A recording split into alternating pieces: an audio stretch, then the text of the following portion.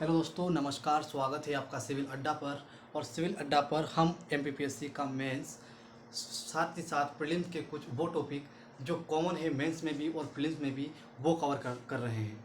वो paper two हम cover कर रहे हैं। पेपर टू का पार्ट वन ये चल रहा है और इसमें हमने 3 क्लासें ले ली हैं। क्या क्या लिया है? संविधान का निर्माण से लेकर भारतीय राजनीति को क्या कहते हैं, राजनीति शास्त्र क्या होता है, साथ ही साथ संविधान किसे कहते हैं, इस प्रकार की चीज़ें हमने पिछले 3 वीडियो में 3 क्लास में देखी है। आज हमारी चौथी क्लास है। क्लास थोड़ी सी छोटी है आज। और आज हम पढ़ने वाले हैं संविधान की विशेषताएं। संविधान की विशेषताएं बेसिकली मैं ये मानता हूँ कि ये जो टॉपिक है ये हमें शायद पूरा संविधान पढ़ने के बाद पढ़ते हैं तो ये विशेषता हमें अच्छी समझ में आती है। लेकिन हम पहले क्यों पढ़ रहे हैं? क्योंकि हमें टॉपिक वाइज पढ़ना है, इसलिए हम ये पहले पढ़ रहे हैं। मैं पूरी कोशिश करूंगा कि संविधान की विशेषता आपको अच्छे से समझा पाऊंगा और मुझे पूरी आशा है कि आप इन वीडियो से आपको मदद भी, इन क्लास से आपको मदद भी मिल रही होगी। हमारा मिशन है पूरी एमपीपीएससी मेंस को यहाँ पर कवर करवाना, निःशुल्क कवर करवाना। पूरा एमपीपीएससी मेंस के जितने भी टॉपिक हैं हमारे पास वो सारे कवर करेंगे।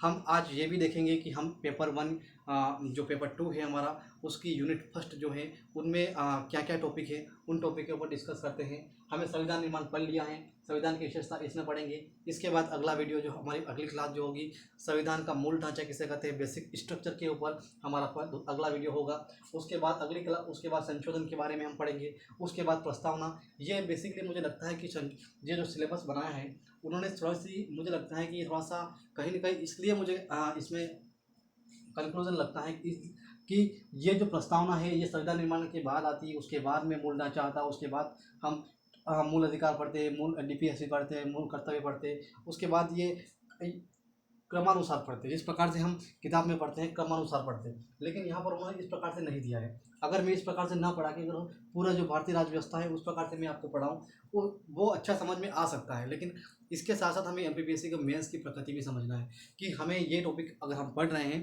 तो इस टॉपिक से कौन कौन से क्वेश्चन आना है। जिस प्रकार संविधान निर्माण से किस प्रकार से क्वेश्चन आना है, प्रीलिम्स में किस प्रकार से आना है, मेंस में किस प्रकार से आना है, और इस प्रकार से सब विशेषता से किस प्रकार से क्वेश्चन आएगी संविधान में, कि मेंस में, प्रीलिम्स में यहाँ से क्वेश्चन आने का थोड़ा सा कम संभावना रहती है, लेकिन एनालिटिकल अप्रोच पे रहती है।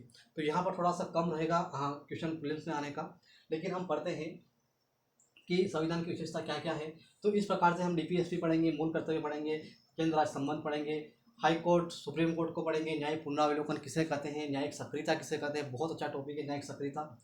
लोक अदालत एवं जनहित याचिका, जो पीएन भगवती साहब है उनको पढ़ेंगे। उन्होंने जनहित याचिका शुरुआत करी थी, उनको उसके बारे में पढ़ेंगे। ये बहुत अच्छे टॉपिक है संविधान के पेपर सेकंड के फर्स्ट यूनिट में। इस प्रकार की चीज़ें हमें पढ़ना है पेपर सेकंड के, और हम पेपर सेकंड पूरा कवर करने की ओर चल रहे हैं। अभी हमारे पास 3 क्लासें हुई है, चौथी क्लास अभी चल रही है। लेकिन अभी हमें ज़्यादा दिन भी नहीं हुए हैं, हम बहुत जल्द इस सिलेबस को निपटाएंगे और हम एमपीपीएससी प्रीलिम्स के लिए तैयार होंगे। एमपीपीएससी मेंस के लिए भी बहुत ज़्यादा तैयार हो जाएंगे एमपीपीएससी प्रीलिम्स से पहले। और एमपीपीएससी प्रीलिम्स का जब आएगा उस वक्त में मैं आपके लिए कुछ अच्छे सीरीज़ लेके आऊँगा, चाहे स्पोर्ट्स से लेकर, चाहे कंप्यूटर से लेकर, इस प्रकार की सीरीज, इस प्रकार के क्वेश्चन, जिस प्रकार से पॉलिटी में किस प्रकार से क्वेश्चन पूछे जाते हैं प्रीलिम्स में, उस प्रकार के क्वेश्चन मैं लेके आऊँगा। लेकिन अभी हमारा काम है एमपीपीएससी का पेपर टू, एमपीपीएससी मेंस का paper two part one unit one. और ये हम भारतीय संविधान का निर्माण पढ़ चुके हैं, राजनीति किसे कहते हैं, और इसके बाद संविधान की विशेषता पढ़ने वाले हैं। चलिए शुरुआत करते हैं संविधान की विशेषता। हमारा संविधान में क्या क्या विशेषता है? अगर मेंस में क्वेश्चन आए कि भारतीय संविधान की विशेषता लिखिए, जितने मार्क्स में आए उस प्रकार से इसे लिख सकते हैं, डिज़ाइन कर सकते हैं। ये मैंने इस प्रकार से यहाँ पर चार्ट बनाया है, आप चाहो तो इस प्रकार से बीच में विशेषता लिख सकते हो और उसके बाद आसपास यहाँ पर इसके विशेषता जो भी बताना है वो बता सकते हो। उसके बाद आप पॉइंट बना के लिख सकते हो, अच्छे मार्क्स मिलने की संभावना रहती है। एक इस प्रकार से बना सकते हो, एक इस प्रकार से बना सकते हो। तो बहुत तरह के चार्ट मेंस में किस प्रकार से लिखते हैं बहुत अच्छी तरीके से मैं आपको बताने वाला हूँ। पहली विशेषता क्या है? कठोर एवं लचीलेपन का मिश्रण। यहाँ पर नम्यता एवं अनम्यता का मिश्रण भी कर सकते हैं इसको। कठोर एवं लचीलेपन का मिश्रण मैंने आपको पिछले क्लास में बताया है। क्या है कठोर एवं लचीलेपन का मिश्रण? जो संविधान में संशोधन करने की प्रक्रिया होती है, जो संविधान में समय समय पर परिवर्तन करने की जो मांग उठती है, संविधान में कुछ परिवर्तन करना होता है, उस परिवर्तन में कुछ विधि ऐसी है, उस परिवर्तन करने की कुछ विधि ऐसी है जिसे हम आसान, कुछ विषय ऐसे हैं जिसे हम आसान तरीके से कर सकते हैं परिवर्तन और संशोधन, यानी कि संशोधन परिवर्तन, और कुछ को करना पड़ता है मुश्किल तरीके से। तो आसान तरीके से करते हैं उसे कहते हैं लचीलापन, और जो मुश्किल तरीके से कहते हैं उसे कठोरता। तो हमारे कुछ बाकी देशों, विश्व के बाकी देशों में अगर देखा जाए तो हम क्या करें, वहाँ पर क्या होता है कि बहुत ज़्यादा या तो कठोर बना दिया जाता है या लचीला बना दिया जाता है। ये भारत के संविधान निर्माताओं की दूरदर्शिता थी। उन्होंने अपने संविधान को न पूरा कठोर बना दिया, न पूरा लचीला बना दिया। तो इस प्रकार से भारत के संविधान निर्माताओं ने हमारे संविधान को कठोर भी बनाया, लचीला भी बनाया। ऐसे विषय रखे जो आसानी से उनको परिवर्तन कर दे, तो कोई जनता के ऊपर इतना असर नहीं करेगा। कुछ विषय ऐसे बनाए जो आसानी से जो बहुत मुश्किल से जिनको सोल्व करना होता है, मुश्किल से उनको परिवर्तन करना होता है। तो ये बहुत अच्छी बात है, बहुत अच्छा ये टॉपिक है संविधान की विशेषता, और इसमें हम पढ़ रहे हैं कठोर एवं लचीलेपन का मिश्रण। उसके बाद अगला जो अपनी विशेषता है वो है एकल नागरिकता। एकल नागरिकता का अर्थ ये है, हम एकल नागरिकता अगर हम संविधान का स्रोत पढ़ते हैं, प्रीलिम्स में इस प्रकार की चीज़ें हमें पढ़ने मिलती है कि संविधान की स्रोत बताइए। एकल नागरिकता, अगर हम एकल नागरिकता के बारे में अगर मेंस में लिखिए या प्रीलिम्स में इस प्रकार से क्वेश्चन पूछते हैं कि एकल नागरिकता कहाँ से ली गई है, तो ये ली गई है ब्रिटेन से। ब्रिटेन से एकल नागरिकता ली गई। एकल नागरिकता मतलब ये होता है कि एक ही नागरिकता, यानी कि हमारी जो नागरिकता है वो हम एक ही नागरिकता लेते हैं, यानी कि केंद्र सरकार की नागरिकता लेते हैं। हमारे पास मध्य प्रदेश की नागरिकता लेने की कोई आवश्यकता नहीं है। अगर हम केंद्र सरकार की नागरिकता ले लेते हैं तो इसका मतलब ये है कि हम भारत के नागरिक हैं, हम कहीं पर भी रह सकते हैं, कहीं पर भी बस सकते हैं, कुछ अपवादों को छोड़कर, क्योंकि वहाँ पर कुछ अलग प्रकार की प्रक्रिया रहती है, अलग प्रकार के कुछ चीज़ें रहती है जो हम कुछ और वीडियो में पढ़ेंगे। शायद हम अनुसूचियाँ पढ़े, वहाँ पर 5वीं अनुसूची, 6ठी अनुसूची के बारे में हम डिस्कस करेंगे, तो वहाँ पर इन चीज़ों के बारे में वर्णन मिलता है। तो एकल नागरिकता हमारी एक ही नागरिकता है, ये हमारी विशेषता है। सार्वभौमिक मताधिकार, ये शायद आपको अच्छा कैप्चर नहीं कर पा रहा होगा ये वाली लाइन, लेकिन इसको भी बता देता हूँ। सार्वभौमिक मताधिकार, सार्वभौमिक मताधिकार का मतलब ये होता है कि 18 वर्ष की आयु से पार करने के बाद जो भी व्यक्ति या महिला हो, पुरुष हो या कोई भी हो, इसे हम मत देने का अधिकार उसको हम प्रदान करते हैं। हमारा संविधान उसे मत देने का अधिकार प्रदान करता है। सार्वभौमिक तो अन्य देशों में क्या होता है, वहाँ पर भी ऐसा ही होता है, लेकिन कुछ देश ऐसे होते हैं या कुछ अभी भी इस मानसिकता के लोग हैं, आप देखते रहते होंगे आए दिन, ये मांग उठती है कि जो व्यवस्थित लोग हैं, जो शिक्षित लोग हैं, जो जानकार लोग हैं, वही मत दें, बाकी लोग मत ना दें। अगर बाकी लोग मत देते हैं तो फिर हमें डिस्टर्ब होता है, उन लोगों का मानना है। लेकिन ये सार्वभौमिक मताधिकार है, हमारा संविधान ने दिया है, और ये बहुत अच्छा अधिकार है। तो ये भी हमारे संविधान की विशेषता है। हमने 3 विशेषता पढ़ ली है, कठोर लचीलेपन का मिश्रण और एकल नागरिकता, एक और पढ़ी है सार्वभौमिक मताधिकार। अगला है आंतरिक व बाह्य स्रोत। संविधान बनाते समय मैंने संविधान निर्माण में आपको बताया है, संविधान निर्माण की क्लास में आपको बताया है कि हमारा संविधान 60 देशों के संविधान से अवलोकन करने के बाद में कुछ अच्छी चीज़ें ली गई, कुछ चीज़ें छोड़ी गई, कुछ चीज़ें खुद अपनी दिमाग की उपज की से उन्होंने चीज़ें बनाई, और वाकई में संविधान एक अविश्वसनीय रचना संविधान जो है वो हमारे सामने आता है। तो आंतरिक व बाह्य स्रोत, ये इसका, क्योंकि अपने देश की जनता क्या मांग करती है, उस वक्त की परिस्थितियाँ क्या मांग करती हैं, आने वाले समय में किस प्रकार की परिस्थितियाँ उत्पन्न होती हैं, उस प्रकार से कानून बनाते हैं। तो आंतरिक स्रोत, और जो बाह्य स्रोत है उन्हें 60 देशों का जो अवलोकन किया गया है वहाँ से। तो ये 60 देशों वाला अगर आप मेंस में भी इसको लिखोगे कि कितने 60 देशों का अवलोकन करके हमने बनाया है, हमें 64 लाख का खर्च आता है, इस प्रकार के अगर आंकड़े आप मेंस में लिखते हो तो आपका उत्तर जो है वो प्रभावशाली दिखता है, आपके उत्तर का अच्छा सत्यापन होता है वहाँ पर।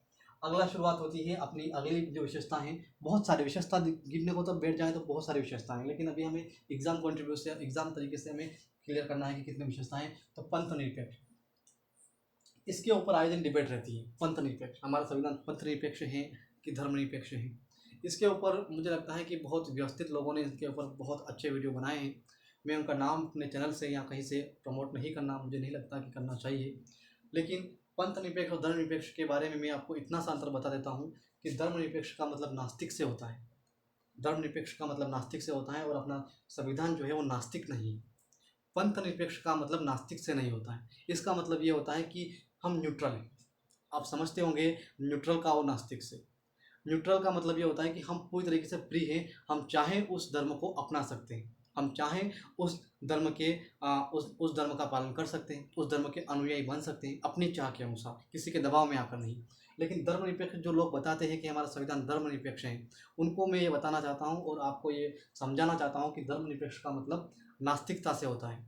हमारा संविधान नास्तिक नहीं है, हमारा संविधान न्यूट्रल है, धर्म के बारे में कुछ नहीं बोलता, धर्म के बारे में कुछ बोलता ही नहीं है। और नास्तिकता का मतलब ये होता है कि किसी धर्म से लगाव ही नहीं रखना, यानी कि बोलना, नकारात्मक बोलना, नास्तिकता का मतलब यहाँ पर सीधा सा है कि धर्म के प्रति नकारात्मक भावना, और वो धर्म के प्रति नकारात्मक भावना हमारा संविधान तो नहीं देता है। कुछ लोगों का ऐसा मानना है कि हमारा संविधान धर्मनिरपेक्ष है, लेकिन मैं ये मानता हूँ कि हमारा हमारे जब 46वें संविधान 44वें संविधान संशोधन के अनुसार जब हमारे ये जोड़ा गया था, तब पंथ निरपेक्ष, तब ये बहुत बड़ी डिबेट हुई थी कि हमारा संविधान धर्म निरपेक्ष है या पंथ निरपेक्ष है। तो हमारा संविधान पंथ निरपेक्ष, हमारे संविधान की मूल प्रस्तावना में जाकर भी आप देख सकते हो हमारा संविधान पंथ निरपेक्ष शब्द लिखा हुआ है, वहाँ पर धर्म निरपेक्ष शब्द नहीं लिखा हुआ है।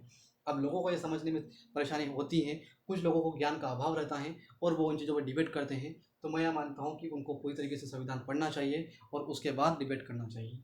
अगला जो बात है, भारत का सबसे बड़ा लिखित संविधान, यानी कि विश्व का सबसे बड़ा लिखित संविधान है भारत का संविधान। ये अपने संविधान की विशेषता है। कितनी विशेषता हो चुकी है? 5 और 7 जो विशेषताएं, 4 और 2 6 विशेषता हो चुकी है। कठोर एवं लचीलापन का मिश्रण है, एकल नागरिकता है, सार्वभौमिक मताधिकार है, आंतरिक एवं बाह्य स्रोत, पंथ निरपेक्ष, सबसे बड़ा लिखित संविधान, विश्व का सबसे बड़ा लिखित संविधान भारतीय संविधान। लिखित संविधान भी है, ये भी एक विशेषता है, और सबसे बड़ा है, ये भी एक विशेषता है। विश्व का सबसे बड़ा लिखित संविधान, ये एक विशेषता है।